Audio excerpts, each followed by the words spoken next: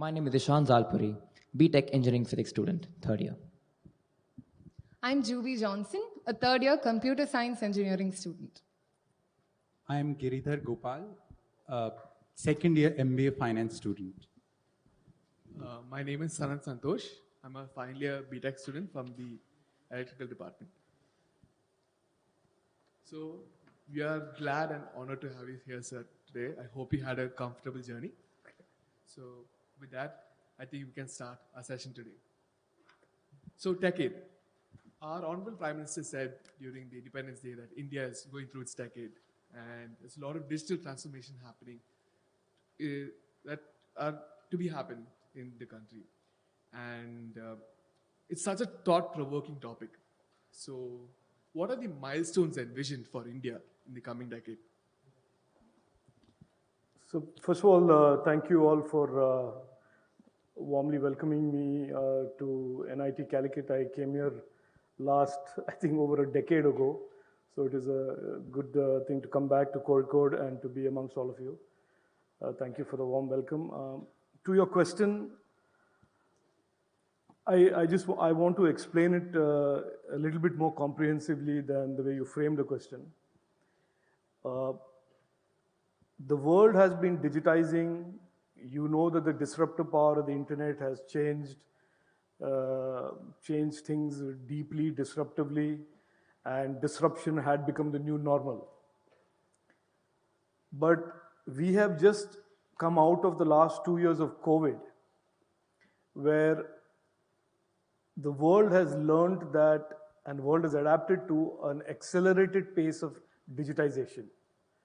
Now, digitization means governments, enterprises, consumers are all digitizing at an unprecedented rate, which is throwing up many opportunities. Opportunities for innovation, opportunities for digitization, opportunities for infrastructure, all kinds of opportunities. And when the Honorable Prime Minister said on August 15, 2021, he didn't say it this year, he said it last year. He said two things. He said, India has in front of it, as we celebrate 75 years of independence and look to the next 25 years of our future, and more importantly than my future, your future, he said the next decade can be India's decade, which means in the rapidly expanding space of digital opportunities, India can lead the world, Indian entrepreneurs can lead the world. So that is number one, he said. Second, he said that the youth of India will shape India's decade. He was very clear about that. He didn't say it was me and Mr. Raghavan or me and Professor Krishna, or he didn't say that. He said the Techade of Opportunities is a decade of opportunities for the youth of India, today's students who are going to be in the workforce tomorrow, who are going to create startups and be the innovators tomorrow. So that is the broad picture. Now, what are the opportunities? The opportunities range from space and drones on one hand, electronics and electronic system design and the increasing complexity of electronics and digital products, and the entire space of digitization, which is AI, metaverse, blockchain, all of those areas that are opening up, semiconductors, all of those things that are opening up. So if you ask me to inventorize what are the opportunities, it will be a separate fireside chat that will take 3 hours, and I wouldn't want to do that today since we have limited time. Thank you, sir, for that. So like you said, India has been undergoing a lot of digitization during the past 2 years after the COVID, and we have seen a lot of people coming online, and there's been a drastic increase in the number of netizens. And so with respect to this, our government had recently withdrawn the personal data protection bill that was passed in 2019. So there have been a lot of discussions happening between relevant stakeholders. So what is the situation right now with respect to that? No, good question. I think your headline point is a very important point, that today in India, 82 crore Indians are online, which makes India one of the largest connected nations in the world. And in the next 3 years, through a combination of 5G, 4G, and BharatNet, 120 crore Indians will be online. And the Honorable Prime Minister said 2 months ago that there will be not one Indian who will be left out of the digital opportunity, who will be unconnected. So we will become the largest connected nation in the world, which we already are, but we will do 100% connectivity in the next 2 to 3 years. Which leads to a conversation and discussion about, while the internet represents a force for good and has always been seen as a force for good through its evolution of Web 1.0 and Web 2.0, it is also clear that the internet represents harm, user harm, we call it in policy speak. It also represents issues like privacy, data protection, etc., etc. Now, the reason we withdrew the recent bill is that the bill had become very complex. It was slightly dated. We will soon be going back to Parliament with a total framework of modern global standard laws that will A, protect the citizens, but B, also make sure that our startups and young innovators are not finding these laws cumbersome or tough to comply with. So a follow-up, if I may ask. As you mentioned, the protection of our citizens through the internet. So don't you think there's a need to overhaul many existing laws, including the 20-year-old IT Act? I should offer you a job in the ministry, because that is exactly what we are doing. You're absolutely right.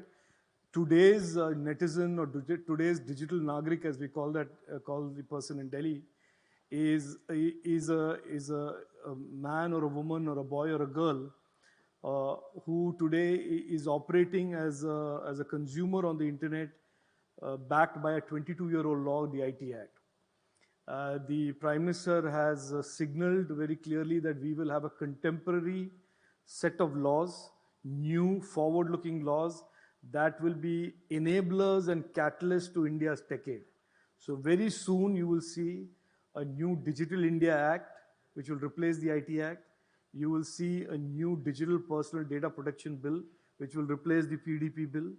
You will see a National Data Governance Framework policy that will create a framework for all of the non-personal data and the AI ecosystem. And you will see some cybersecurity rules and laws that will come in that will make sure the issue of safety and trust online is addressed. So the government of India takes the goal of India's Techade and $1 trillion digital economy very seriously. And we believe we need modern, contemporaneous laws, and we will deliver on that very shortly. So I have a follow-up question. Sure. So whenever the government is formulating new rules about stuff related to the internet, there's generally a concern for the freedom of expression being restricted. Right. There are rules that come in that prevent people from expressing their political views sometimes. So how do you say that the government is planning to address these concerns? No, so there are two things. One is whatever we do in our ministry, in the digital ecosystem, we do through extensive consultation. So nothing is done and then presented as fait accompli to the people. We believe that the people are the important stakeholders, the users are the most important stakeholders of any policy that we bring for the digital space or the internet in particular. So everything we do, including the IT rules, the cybersecurity directions that we announced recently, all go through a process of extensive consultation, point number one.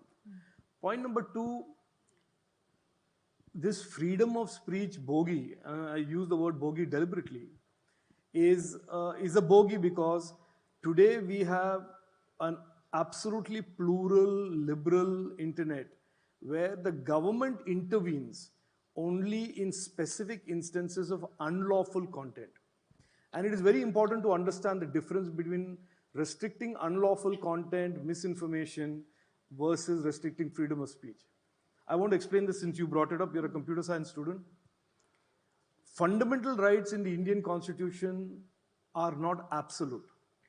Article 19 guarantees the freedom of speech, but Article 19.2 places the fetters on the freedom of speech. That means you cannot incite, you cannot do anything against national security by way of speech.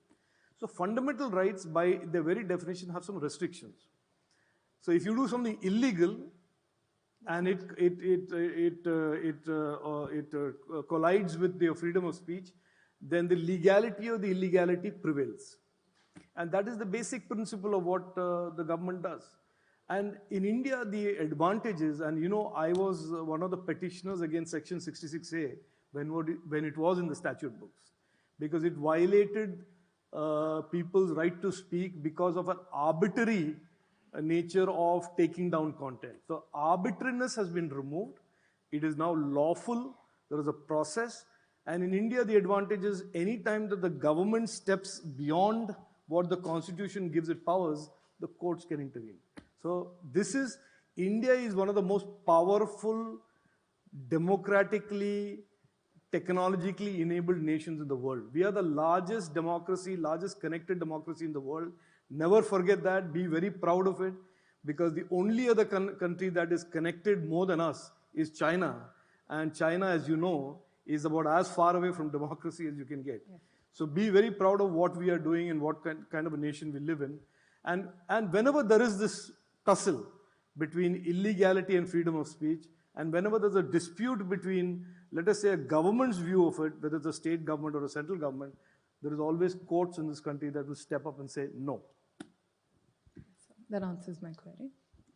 Sir, thanks to your visit, I think now we may see flurry of companies coming in for placements, more so for MBA students. Anyways, my question is, we cannot forget the blackout that India saw in 2011, power blackout. In Economic Times, I was reading in February 2021, we had one of our northern neighbors targeted our power grid system, and they were able to take some critical information or data. So what are we doing to address those challenges, especially in power and telecom sector, the gear or other equipments, how self-reliant we are today? So first of all, let me just address this issue of placements. And I was having a chat with the director also. One of the messages I want to give you as students is, don't only think of your futures through the prism of placements. And I genuinely want to tell you this. And because the world of opportunities should not be gatewayed through placements in companies. These opportunities are real opportunities. And while I don't grudge you in terms of looking at placements and seeing if you want a career in Tata's or careers in Hindustan Lever, and all of that is fine. You're an MBA guy, so you will want to go to Hindustan Lever, I'm assuming, and market paints or peanuts or whatever it is. But think a little bit bigger than that, because this is a time in the history of our country where the opportunities in front of your generation is dramatically different from the opportunity that I had in my generation, or Professor Krishna had in his generation, or any of your faculty had. And so I would urge you to look at this through startups, through doing things that are not just a conventional placement way, group of people building some ideas. And here is the other point I want to tell you, that the enabling environment is unprecedented in India today. For you even to succeed, even to start and even fail, there is no downside.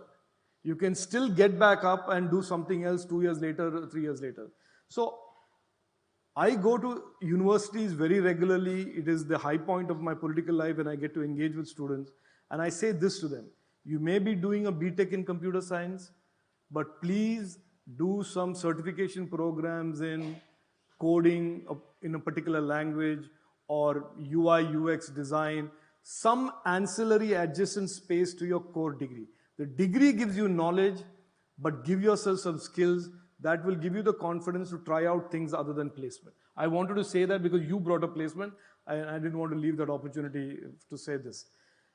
The other issue about security and safety, and I will explain to you what the 3 boundary conditions of the government of India is in terms of everything we do on the internet and the digital space.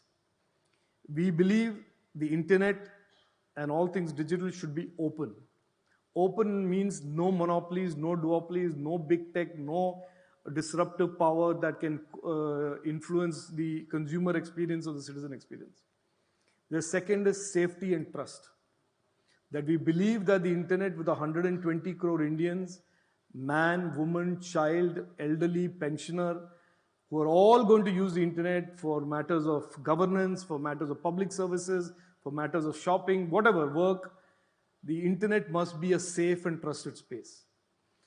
Now, and the last one is accountability, which is that any platform that serves you, is on the internet as an intermediary, must be accountable in clear, rule-based form to the consumer of that product or service.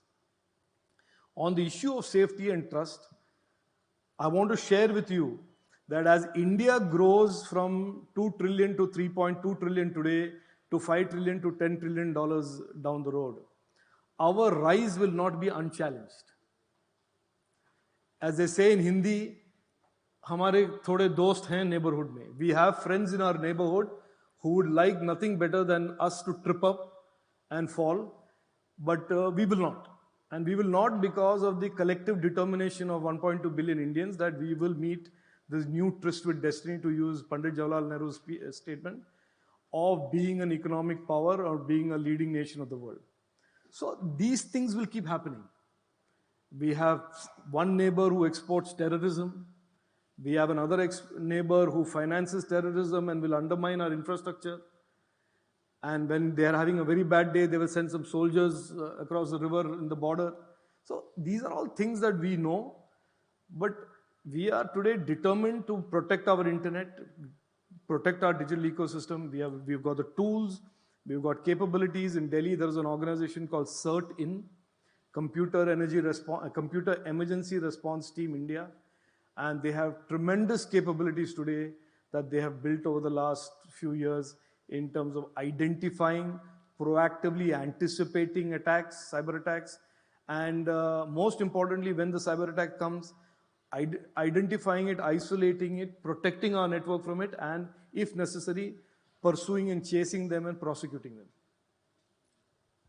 So my next question is related to digital finance. So the RBI has proposed banning cryptocurrency, but the finance minister has proposed a 30% tax on digital assets. So there's this disparity. And also, if the RBI can accept blockchain technology but not crypto, so what is your opinion on that? Now, first of all, the blockchain is not does not equal crypto. Right. That is the first funda. So if I embrace Web 3.0 and I have said publicly that the next wave of innovations will be Web 3.0, it is not at all an endorsement of crypto in any form of shape. Number one.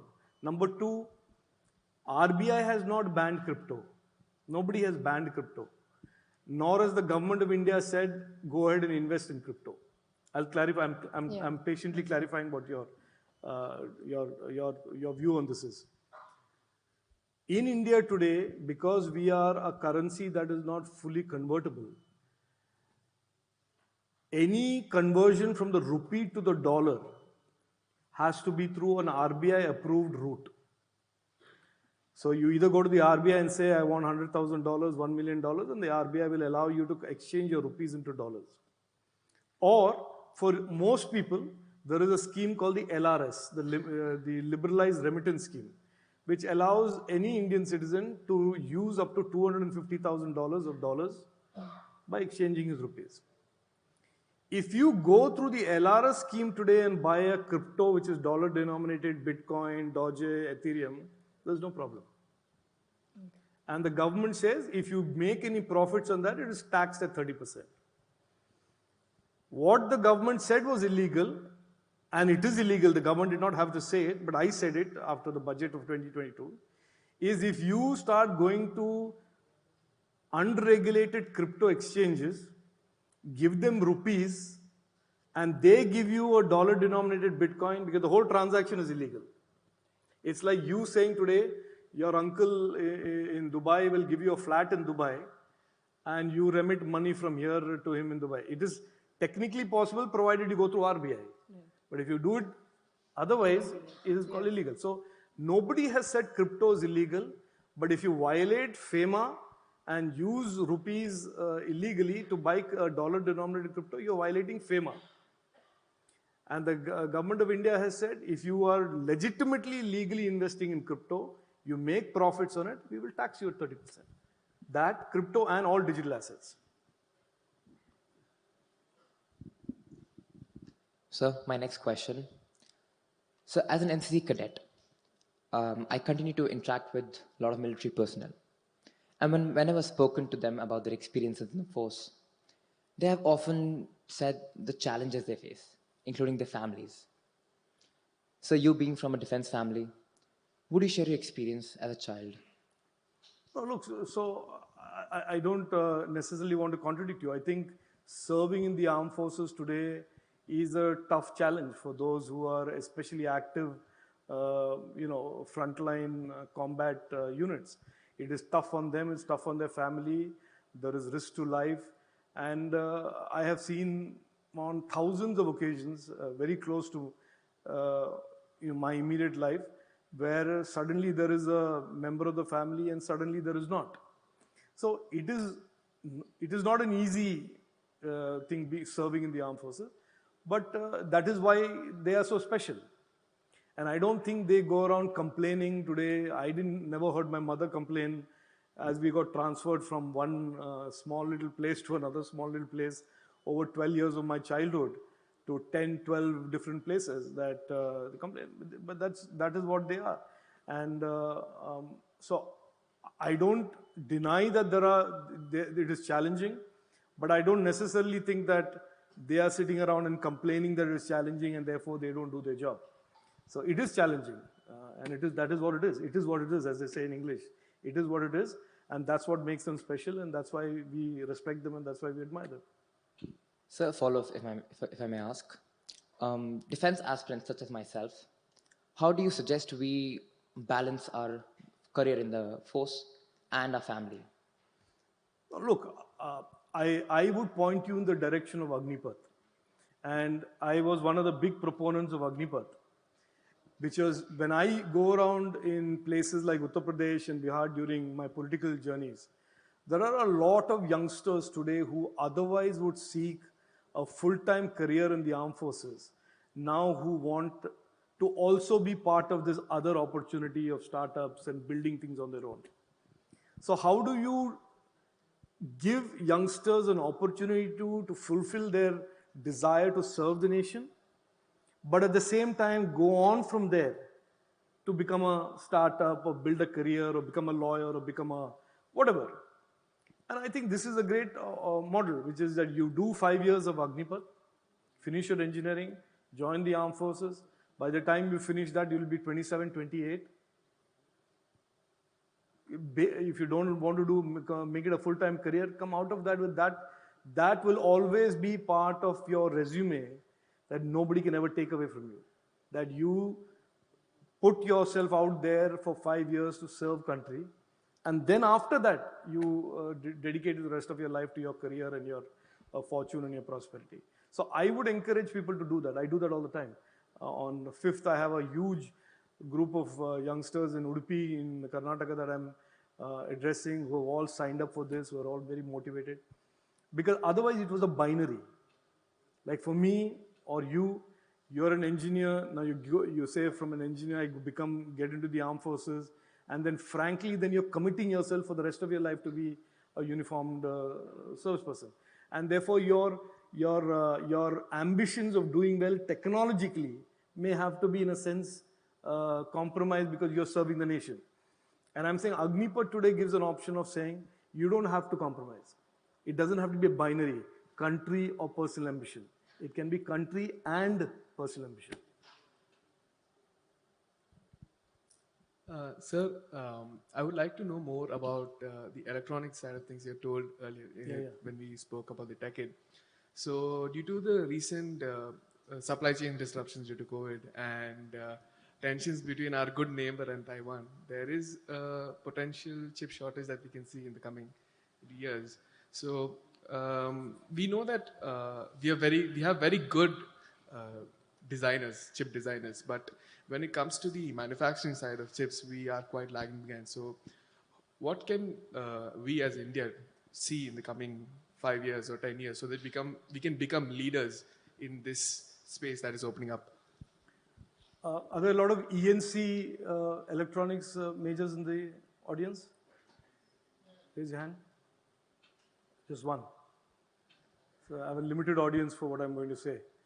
But here is what I think you must understand this, and if you have friends who are electronics majors, you should maybe communicate this to them. Electronics after petroleum is the most traded commodity in the world. The size of the electronics market globally is 1.5 trillion. And it is also the area where the most amount of innovation is happening. So that, along with the underlying semiconductor that feeds the electronics and digital product space, is undergoing two types of changes currently. One is that it has been dominated by China, and they do about $900 billion of the 1.5 trillion, and that is unwinding. So the 900 billion is reducing, and a lot of it is coming to India and Vietnam. Yesterday I announced that India's target is 300 billion by 25-26. So that is one. The second is, for those who understand, I don't know, your computer science, do you know if you've understood something called Moore's law? The performance of a system was extraordinarily dependent on the semiconductor process technology. That means the more and more transistors you put and more horsepower you put into a semiconductor, the more the overall system performs faster. The computer, server, whatever, tablet, phone, etc., etc. That Moore's law is coming to its end. It's at the tail end of its cycle. So the next wave of performance is going to come from software innovation and semiconductor design innovation. Both of those, India is very strong at. So changes in the supply chain, the changes in the performance model, and the fact that we are going to focus for $1 trillion digital economy is why I say that's why the Prime Minister says the next decade is India's decade. So we see a lot of the semiconductor space, why we will get fabs in the next 1 year. You will see, next 3 months, 4 months, you will see announcements of the fabs. But the real capability in India in the semiconductor ecosystem will be around design and design innovation and design the next gen GPUs, the next gen AI chipsets. All of those things are going to come out of India. So we have 38,000 engineers in India today who are semiconductor engineers. We expect that number to reach 100,000. We have about less than 100 startups. We expect that number of startups to be 600 in the next 1 or 2 years. And I would suggest that computer science majors like you and your friends really focus on this as an opportunity to innovate and do well. Sir, you have taken a keen interest in addressing issues that are faced specifically by female entrepreneurs. So what are the changes that you've seen in that realm over the past 10 years? And are there any initiatives that you are specifically working on to bring about a change in this regard? No, so it is a mission for us, an article of faith for us as a government, that everything we do, whether it is in the military reform space, where we have fighter pilots who are women, or combat infantry where women are joining the armed forces, that 50% of our population should be active participants in that. Fortunately for me, in the 2 areas that I am a minister on, both technology and in skilling, women are very, very active participants. For example, in IT, in the last 2 years of net hires, 48% of net hires were women. In the electronics manufacturing space, 80% of new hire are women. That's a good number. So yeah, that's a good number.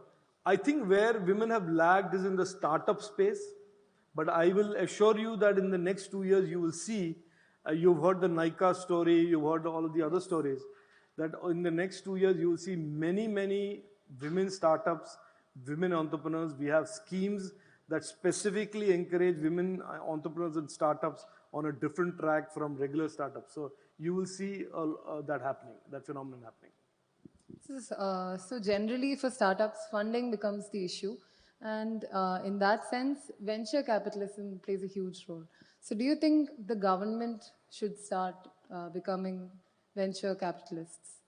Because generally outside, entrepreneurs have to provide a greater return. No, so far our startup ecosystem, as you know, there are over 78,000 startups in India today, over 110 unicorns that have been created. We have had no shortage of capital. Nobody's capital shortage constrained. I compare this to 2010, and I'm not trying to do politics here, but it's a fact. In 2010, I raised in Parliament data that 97% of the Indian banking system's net worth, 97% of the Indian banking system's net worth was lent to 9 families in India. Which meant that every young entrepreneur was crowded out because no capital was available. And today we have a situation where hundreds of unicorns and tens of thousands of startups are all being financed who have no connection, no grandfather, no famous last name. All of the unicorns, if you check today, have raised billions of dollars or millions of dollars, and they have not got a grandfather who's a politician. If they don't have a famous last name of Birla, Tata, Ambani, nobody. And so it is truly, that is why I say it is a time for the youth of India to be very confident. The money is there, the opportunities are there, now it is for you to make the move. Having said that, Russia-Ukraine war has caused an overall global economic slowdown and sentiment and risk aversion. So in the next, let's say, few more months, you will find little bit of softness in terms of valuation and money flow. But that, I believe, is temporary because this India train, the India juggernaut of India's Techade is unstoppable. So can I have a follow-up to that? Yeah. So, sir, like you said, we have had a lot of unicorn startups that have become more prominent in us, and then I think even around the globe there are a lot of people looking towards India for new startup potentials. Right. So you had mentioned earlier, I think, in your website that you would like to see development of startups in both Kerala and Karnataka. So what are some measures that would be taken? For this? Good question. It's almost like I cued you to ask that question, but it's a good question. No, because I'll tell you, one of the reasons I do these meetings is I believe the next unicorn, the next wave of startups will come from not Bengaluru, Hyderabad, Gurugram, Chennai, Pune. That's same old 5 cities should not dominate the next wave. It should be Kozhikode, it should be Kohima, it should be Srinagar, it should be Surat, it should be Gandhinagar. And I have visited all these places, and I can assure you there is nothing that I see different in an entrepreneur and a young student in Kozhikode versus, let's say, Bangalore. It is basically a sense of awareness, a can-do attitude, and a fire that must come here in these cities, in these towns, and the next wave will start. Capital is available. The government will do everything in its power to bring investors, to introduce them to startups in NIT Kozhikode or NIT Surat or any other college. And I mentioned this to the director today, that I recommend very strongly that the NIT works in a model of pitching startups once in 3 months to a larger ecosystem of angel investors, the government investors, and so on and so forth. So, look, finally, what is it they say? That you can put a nice recipe together, you can put it in the cooking stove, you can cook it, but finally it has to come to a boil, and it is really up to the young students of Kozhikode to transform that into a real opportunity. So, Ruchir Sharma, probably you'd know, he's written many books and best-selling books, including Breakout Nation. So, I was reading one of his books, and he said probably in 2018 that every year 5,000 people migrated out of India, and these people were dollar millionaires. So, are we going to do something about it? Because it's not just brain drain, which we used to read, but it's also wealth come brain drain. Look, I'll be careful while responding to that. In the last 65, 70 years, there have been wealth created in India that has not been wealth created very appropriate manner. Okay. Now, when you create a culture of zero tolerance for corruption, zero tolerance questions and accountability, there will be some of that flee. Now, You can't say Vijay Mallya's running away is a wealth drain, or Nirav Modi running away is a wealth drain. They are basically fugitives who have escaped and they are carrying some of the money with them. The reality is this. Everybody today looks at India and says, this is where it's at. This is where the opportunity is. To use slangs that youngsters may be using, this is where it's happening. This is maybe the Insta language for it. This is where it's happening. So there is no, you just commonsensically think about it. If you are really an investor and you are really wanting to make ethical investments and make money, you will not leave India. There's no reason to leave India. This is where the growth is. We are the fastest growing major economy in the world post-COVID. We have received the highest FDI of any country in the world. We have built the fastest growing startup and innovation ecosystem in the world over the last 3 years. Fastest growing. So, okay, fine. The roads are not as good in Kozhikode as California. The roads are not as good in Bangalore as the Silicon Valley. But that doesn't decide a person's move. If somebody is looking to move because the weather is bad, doesn't like that we can't stop it. But if you measure the interest in terms of opportunity, wealth creation, innovation, disruption, India is going to be the country for the next 10 years. Sir, here in our college, we have the Tech Business Incubator, the TBI, and I was told that we have a visit with them. I met with them. Yes, sir. So, like, we have a potential for the startups, and even for the college, we do have support for it. So, in the coming years, I think we can see more growth in the people being more, taking more risk to start their own startup initiatives. So, with respect to that, so do you have any comments on how it No, went? I made my comments. I said, look, we must think beyond incubation. We must think beyond demoing a prototype. You must think of a viable, scalable business. You must think of not just disruption, you must think of disruption, innovation, wealth creation, job creation, all of that. Then you are thinking like a startup. And that is something that I urge academic institutions, especially excellent ones like NIT and IITs, to basically start looking at this from a point of view of building businesses and technologies for the future, rather than making it a demonstration of some prototype or some incubating technology. So it is a mindset that you want to build something as opposed to do some laboratory type work. And I also urge the lady in charge of the incubation center that maybe it is time to stop using words like incubate, accelerate, all that. These are all, in a sense, slightly old-dated phenomenon or language. Currently, it is all about startups, successful startups, startups that don't fail but that do still create some intellectual property, startups that fail completely with no intellectual property. So you should aim for the first two. And with my experience, I think every good, smart student graduating out of an undergraduate program or a master's program in today's India can legitimately aspire to ideate, innovate, and build a startup. I genuinely believe this. This is not, I'm not running for election here. I'm not asking for your votes. And so therefore, there's no need for me to tell you other than what is the absolute truth.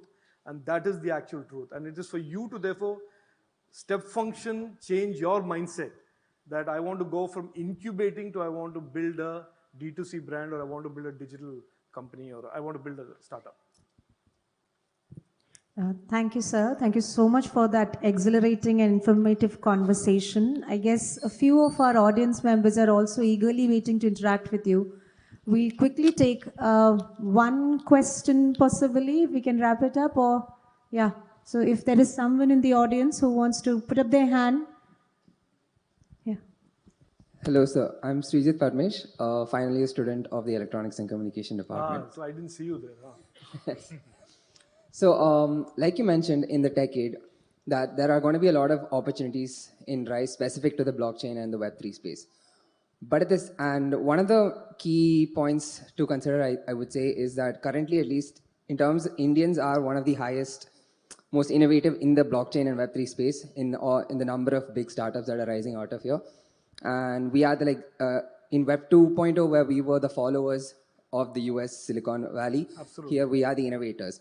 But at the same time, there is a concern that because of the uncertain regulatories and rules and laws, there are a lot of the top startups like Polygon that are moving on to like outside headquarters, like in Dubai or Singapore, and even like Bahamas, etc. There's a lot of so basically when this happens, there is a concern of like a large brain drain of these innovators of the Web3 space. So what are your opinions on that? Like, what do you think we could do to change and make sure that all those innovators stay? No, so first of all, let me say that there is no lack of clarity on Web 3.0 or the blockchain.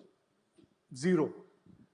It's absolutely clear, and India's understanding of this is at par with the US and any other country. Now, you're an electronics major, and I assume you're passionate about blockchain, so you understand it. The blockchain does throw up a large number of other regulatory challenges that all the countries are having to deal with, because they can barely square up to dealing with the internet in the current form in terms of regulating safety, regulating user harm, prosecuting crime. And suddenly you have this decentralized internet, and what will happen out of all that? So this is not peculiar to India. The same challenges are being faced in Singapore, the US, Western Europe, and therefore the jump from Web 2.0 to Web 3.0 will not be as sharp as we did from Web 1.0 to 2.0. There'll be a lot of governmental across the world coming up to speed on issues of how to regulate a decentralized internet before this fully takes off. So that's point number one. Polygon, I know the company very well. I know the founders very well. They're very bright people. But some of these moves that you see is to do with investors and investors seeking tax jurisdictions. I was in Dubai. I had a big session with the Dubai digital minister, and there were these 20 Indian startups, and he was fighting, no, I want the startups to come to Dubai, I'll give them a free house, I'll give them tax-free this, I'll give them tax-free that. And frankly, just one or two unicorns only responded to it, because finally, the raw material for these startups is the talent. And the talent is here. So you can have your fancy bungalow in Dubai or wherever, and you can have a corporate office there. I'm fine. I mean, I would not like that as well, but if that is a lifestyle choice that a CEO of a startup makes, that's fine. I don't grudge him that. But the main intellectual property, the main innovation is going to be from India. On that, have no doubt. But I want to give you a counterpoint. You are an electronics major. Why are you worried about blockchain and Web 3.0? You should be focused on electronic system design. All of those other opportunities that I'm talking of throughout the country. Focus on next-gen system design. There are all kinds of opportunities there, including in the semiconductor design space. So don't just close your eyes to this and go off into that space. We can't afford to lose all the electronics people to coding and blockchain. We want some of them to stay back in the electronics domain. Thank you, sir. I can take one more question and then we can wind up. Yeah, we'll take one more question. Maybe a lady student, just to balance.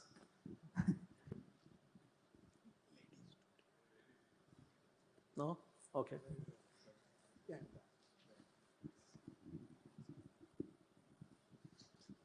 So with 5G coming around the corner, we have, with things like edge computing, we will soon see a lot more AI applications making their way into a lot of new industries. So we know that like when tech initially started, the adoption of tech was, people were very skeptical about it, and people are definitely going to be skeptical about the coming of AI.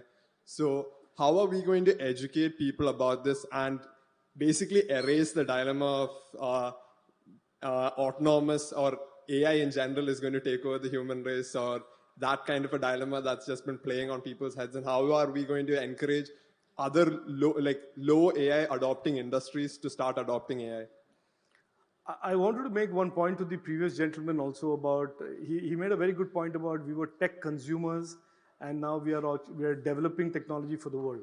In 2015, when the Prime Minister launched Digital India, he laid out 3 broad objectives. And the third objective, I won't go into the first 2, the third objective is that we wanted to go to become the global leader on technologies, or at least be about the leading pack. I want to say this in the context of my own experience. When I built wireless networks in India, every piece of equipment was imported. I mean, excepting for the screw and the screwdriver, and I think in many cases even that was imported. Every piece, the radio, the switch, the long haul microwave, all of that was imported.